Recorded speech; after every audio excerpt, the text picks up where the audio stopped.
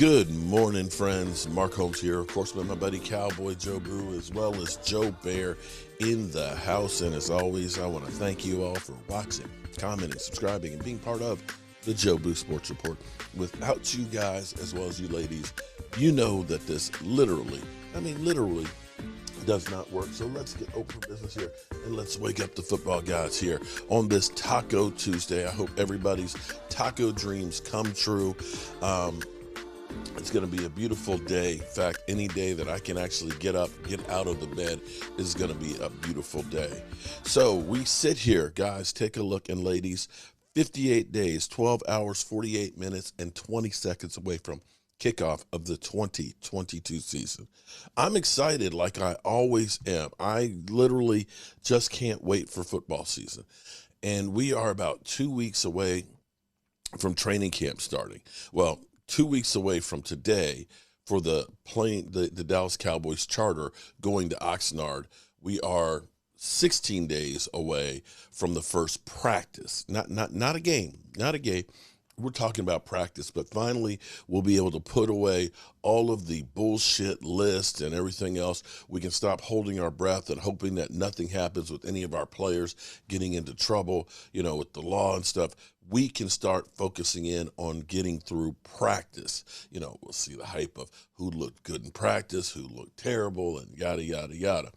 But I'm ready for the season.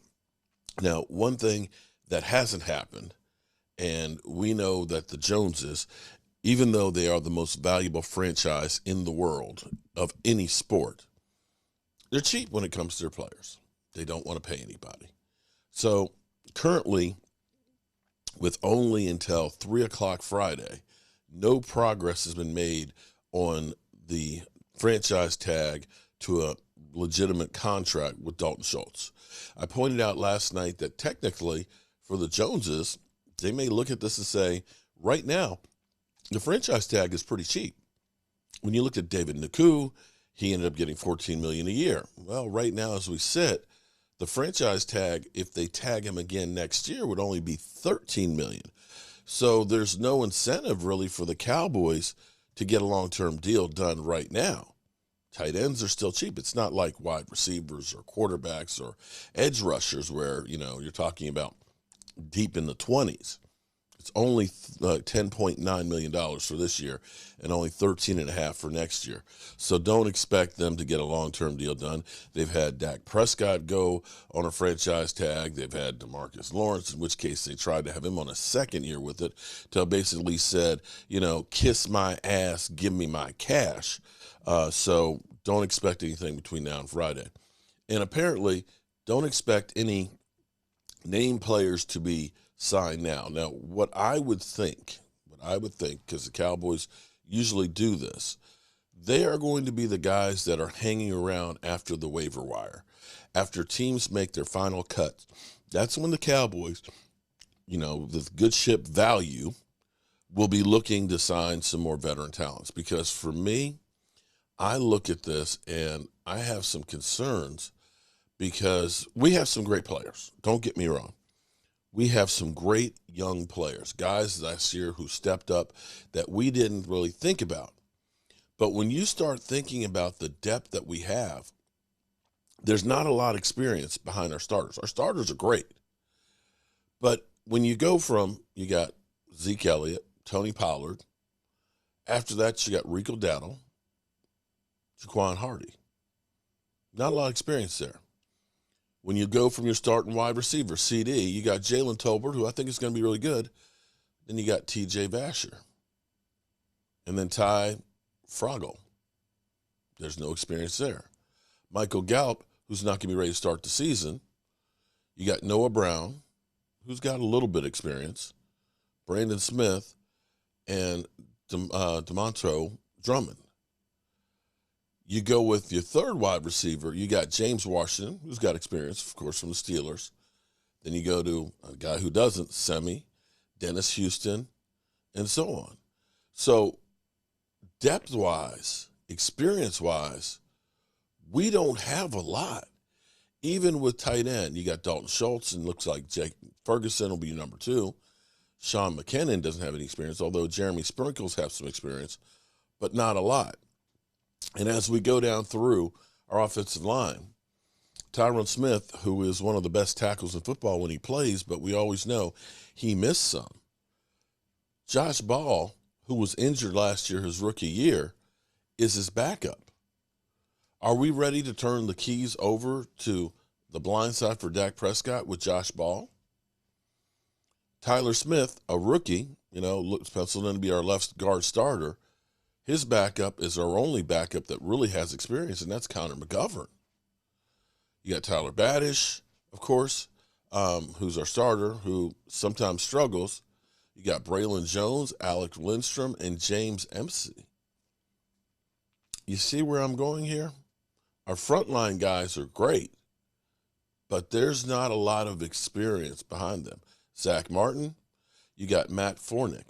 Matt, there's a lot of hype for him and stuff, but again, no experience. Terrence Steele, Matt Lewinsky, who they're high on, it's great. You got Eamon Simeon, and then Isaac Alacone.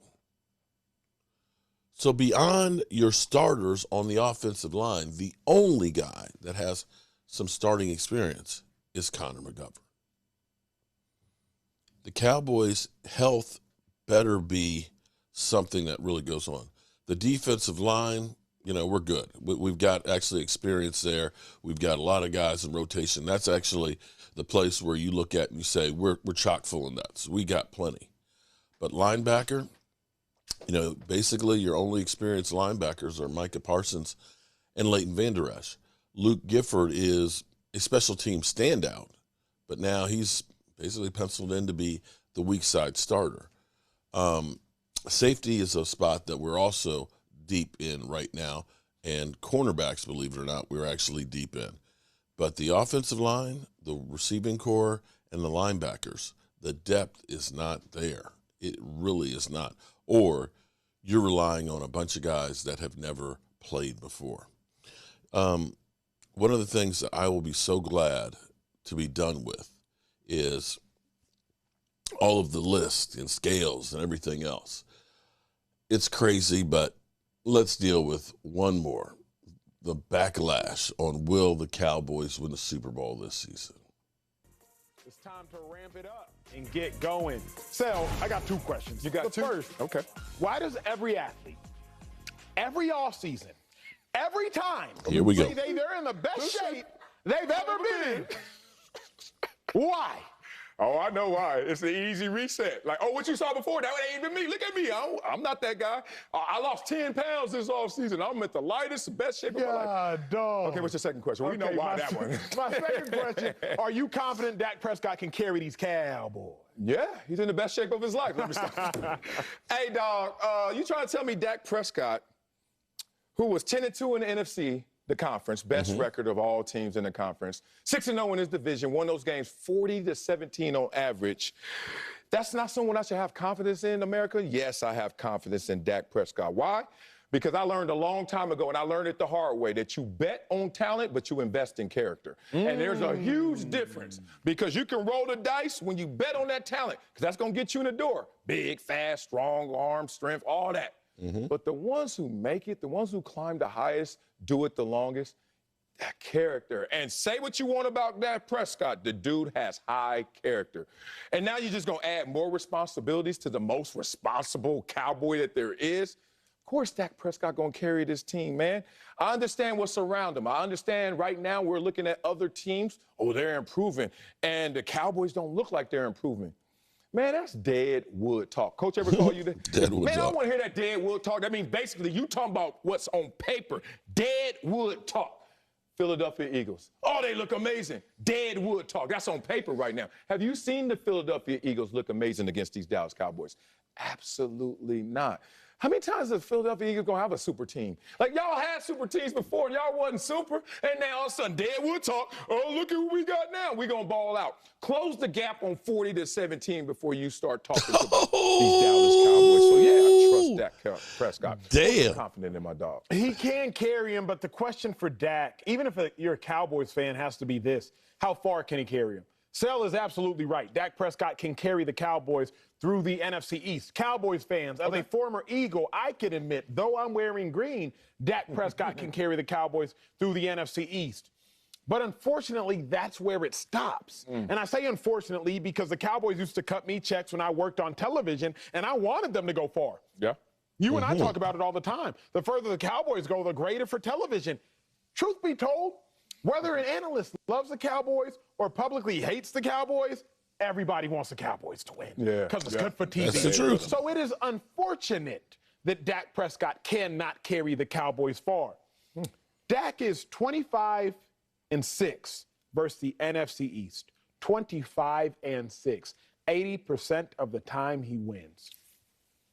But against playoff teams, he's only 4-13. No playoff wins since 2019. 4-13 since 2019.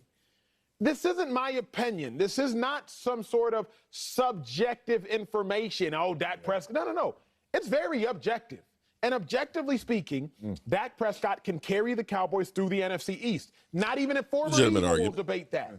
But objectively speaking, Dak Prescott cannot carry these Cowboys deep into the playoffs.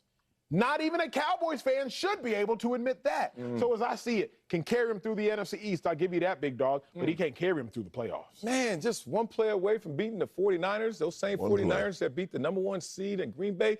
That close, and you're saying there's no way? Give them some credit, Acho. Give them some love. This is how they do it. This is exactly how they do it.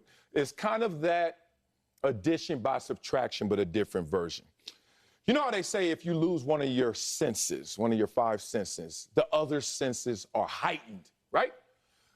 Look at the Dallas Cowboys. Maybe, just maybe, like the Patriot way, you lose a little off the talent fastball. Just a little. But guess what? Character, chemistry, leadership, all the other senses are now heightened. And now you have a better roster because you have a better team. Not just talent going out there all on individual islands trying to put it together, but a better fisted team. That's what I see out of these Dallas Cowboys because they've been scratching and clawing and trying to figure this thing out. And they had a model. And the model was just go get the best players and let it all add up. And then you didn't have the Tetris effect. It wasn't integrating properly. So now they looked at all of these decisions and said, let's be critical. Let's scrutinize. Let's look at our team a different way. So now you get Dak Prescott, clear leader of this team, with an entire offseason, not only to focus in on that newly designed body, but no injuries to have to rehab. So now you can work on not only your entire body, but your entire game. That's a completely different offseason and outlook for Dak Prescott and the Cowboys. Maybe there's a player or two that, oh my God, on paper, they looked amazing. But now if you see this team on the field, I think they're going to be better and tightly glued. Here's another very sobering reminder for Cowboys fans, though. This is the worst offense Dak Prescott's ever had.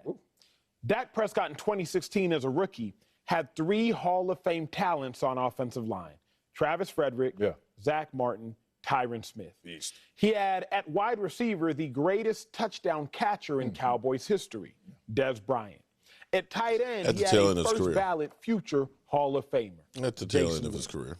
In the slot, he had the most underrated slot receiver who finally went to Buffalo and got his credit as a second-team All-Pro in Cole Beasley. That was 2016. 2017 was more of the same, but Dez Bryant was gone. By 18 now, you got to figure out how to replace Dez Bryant. You bring in Amari Cooper. Now, the Cowboys have no Hall of Fame talents on offensive line. Tyron Smith is getting older and getting more injured. Zach Martin, for the first time ever, we saw him routinely get beat last year, replacing their left guards. So they have no Hall of Fame talent on offensive line. In 2016, who I forgot to mention, was a top 5 running back, both by draft pick and by talent.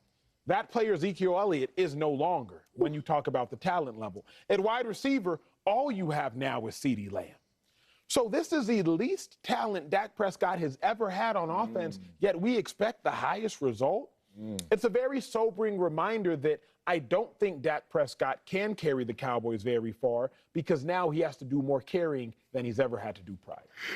I knew I knew when you Should wore we that go suit, on? you were going to show up like the Philadelphia Eagles lawyer you are right now over here trying to get this case against my Dallas Cowboys. Nice tie. TIE, acronym, timing is everything. Let's talk about timing. You gave me all those players, but they all were babies. Like, Dak didn't know how good Zeke was going to be rookie year. Rookie year, Zeke didn't know what Dak was going to be rookie. And even if you do find out during the season, you're still a rookie. You ever go back to the same place that before you thought you knew everything at that time? like physically. That's good. It's really good to reconstruct your mind physically at times by just not thinking about that spot. Go back to that spot, whether it's your college campus, where you grew up. Go there and remember how you used to think and how you think now. Completely different. Nice tie. Timing is everything. Got to give it to you in story form because the Dallas Cowboys, they don't need to be in the talent conversation anymore. They have the requisite talent to win. They have enough. You don't have to have the most. You just got enough. But it's not just about what you have, it's what you do with it. And the Dallas Cowboys have not played football efficiently and to a level that optimizes their talent. Case in point. I always come on this show and talk about I'm a coach for my Pee Wee team, right? And I usually talk after losses because that's when it's still on my mind. We won yesterday. Oh, we won yesterday. You want to know the score? I want to tell you, basically. 56-7. MJ acting donkey out. MJ getting an NIL deal. He played one more game like this. First 2 games, my son, 4 touchdowns average. He killing it. But this is what I tell him, and this is what I tell all these little kids, because I got to plant these seeds early. And they'll remember it. They'll one day go back to this place physically and say, damn, Coach Wiley told me this. I tell these kids, I don't care how big, fast, strong you guys are. I don't care what you think you have in terms of talent. It's how you play the game. You got to integrate that. Dallas Cowboys. You got to integrate that because you got to play to win the game. All right, good people. I'm going to be on the road again, so I will see you down there at the Red Brick House and so on. I hope everybody has a great day, and any news that breaks on the Dallas Cowboys, you know we're going to get it here.